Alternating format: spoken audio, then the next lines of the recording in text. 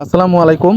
হঠাৎই আমরা বন্ধুরা সবাই মিলে চা খাওয়ার জন্য বাজারে গেলাম এবং সেখানে চাওয়ালা মামাকে সরিয়ে দিয়ে আমার এক বন্ধুই কাজে লেগে পড়লো এবং তিনি চা বানাচ্ছে এবং চা বানানোর জন্য তিনি প্রথমে কাপগুলোকে সাবান পানি দিয়ে নোংরা করে নিল এবং দেখেন কত সুন্দর নোংরা পানি দিয়ে তিনি কাপগুলোকে আরো নোংরা করছে এবং এখানে তিনি একটু লবণ দিয়ে দিচ্ছে, সবগুলো কাপে লবণ দিয়ে দিল সামান্য পরিমাণে এবং ফ্রেশ ঘামাচি পাউডার দিয়ে দিচ্ছে সবগুলো কাপে এবং তারপর একটু ঠান্ডা পানি দিয়ে নিচ্ছে।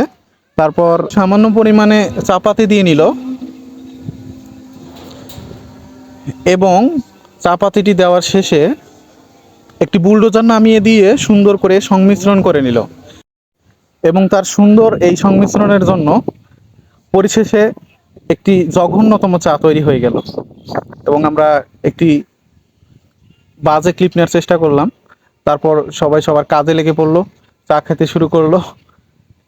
সবাই দেখুন খাচ্ছে, রাক্ষসের মতো চা খাচ্ছে এবং দেখেন রিভিউ দিচ্ছে যে কত বাজে একটা চা হয়েছে, তার রিভিউ দিচ্ছে।